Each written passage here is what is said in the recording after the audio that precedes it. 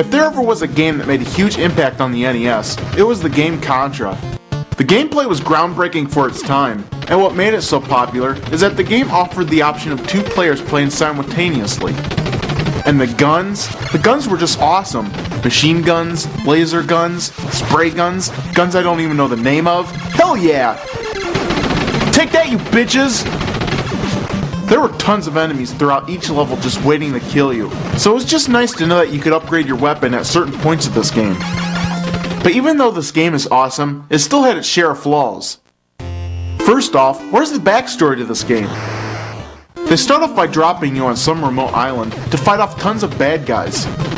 So why am I even fighting here? Is there a specific reason for this? I guess there could be an explanation in the instruction manual, but the hell with that. Who the hell ever reads those things anyway? I can't waste my time reading about a game, I just gotta play it. Now, judging by the title of this game, I think it's pretty obvious what your mission objective will be. But I do wonder what transpired before this game even began.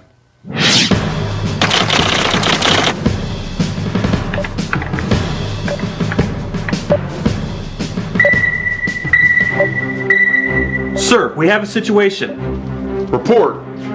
Our contacts have reported that an island out in the Atlantic Ocean is under lockdown and is now being controlled by rogue terrorists. Good God! Wake the president!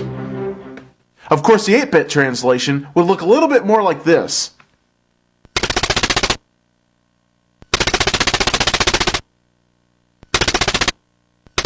Ah, forget it. This is just too painful to watch. Now, it's pretty obvious that the military decided to send some troops in to defeat the bad guys. But whose bright idea was it to send in only 2 men into enemy territory and face a shitstorm of rogue terrorists by themselves? Just who the hell is commanding this operation? Gomer Pyle? Well, golly! This game really has a lot of enemies, and they're just waiting for you around every corner, ready to kill your ass. But even though you're outnumbered by 1,000,000 bad guys to 1, there is one way you can even things up a bit. During the game, if you shoot one of these boxes, or shoot down one of these blimps, you'll most likely receive a weapon upgrade. And all the upgraded guns end up being really helpful. Well, except for this one.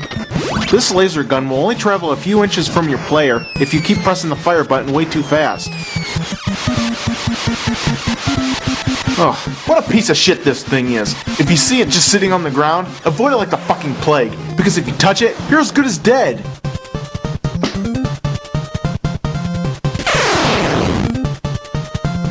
Now this game can be loads of fun, but prepare to give your fingers a real workout. Every gun in this game, except for the machine gun, requires you to press the fire button repeatedly in order to keep shooting bullets.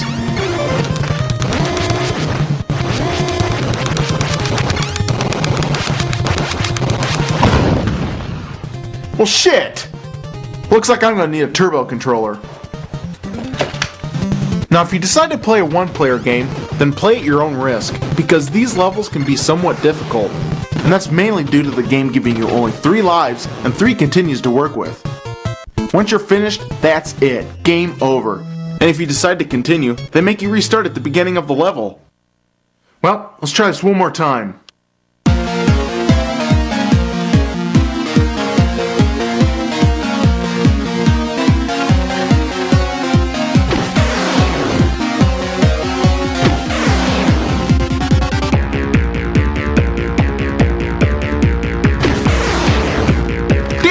This game is just too freaking hard.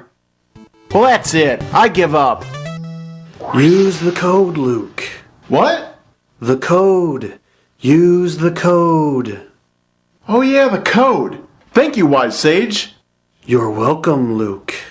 My name isn't Luke. Oh, really? Oh, this is embarrassing. Well, I gotta go.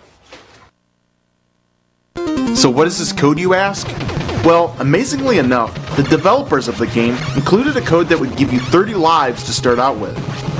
And this code is considered infamous by most old school gamers out there. Alright, let's do this. Up, up, down, down, left, right, BA, start. Yes!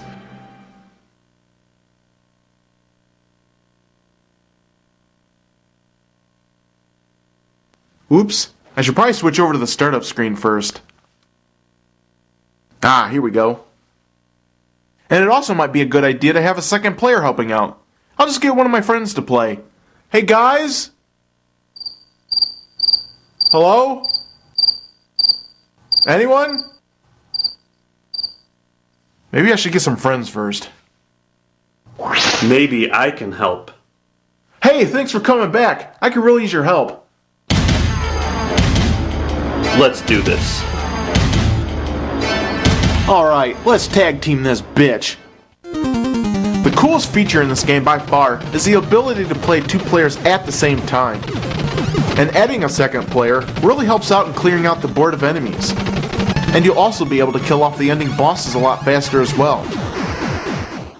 Now there is only one drawback of having a second player, and it's on this third level. If one of the players jumps too far ahead of the other, the bottom ledges will disappear beneath you, and you'll fall to your doom. Damn it! What the hell, man? Cut it out! Shut your pie hole, slowpoke. What's great about this game is that all the ending bosses are unique and interesting to fight. I just can't wait to see what kind of ending boss is waiting for us at the end of level 3.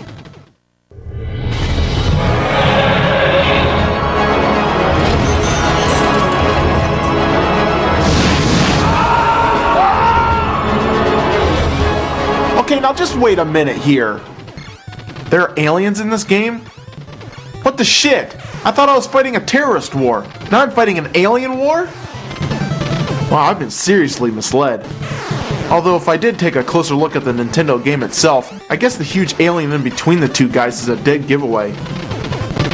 Now you might think that a game like this would get boring and repetitive after a while, but each stage introduces new enemies and elements to keep the fun factor at an all-time high. Once you arrive at the final level, you'll find yourself in the alien's hideout. And there, you'll encounter a huge enemy that looks like something out of the movie Alien. And the similarities between the two are pretty darn close.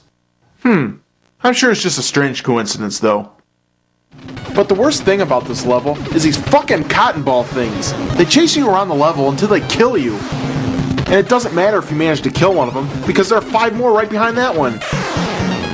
What the hell, man? Just leave me alone!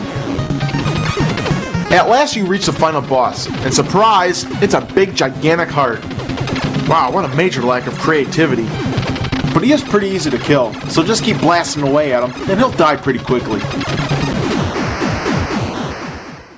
So after destroying the final boss, and conquering all 8 stages, the island blows up, and peace is finally restored. It also turns out that you not only save planet Earth, but the entire universe as well. Wow, the whole freaking universe? Who knew this was such a battle of epic proportions? And to think that the war was won by the military only sending in 2 guys to try to derail the whole operation.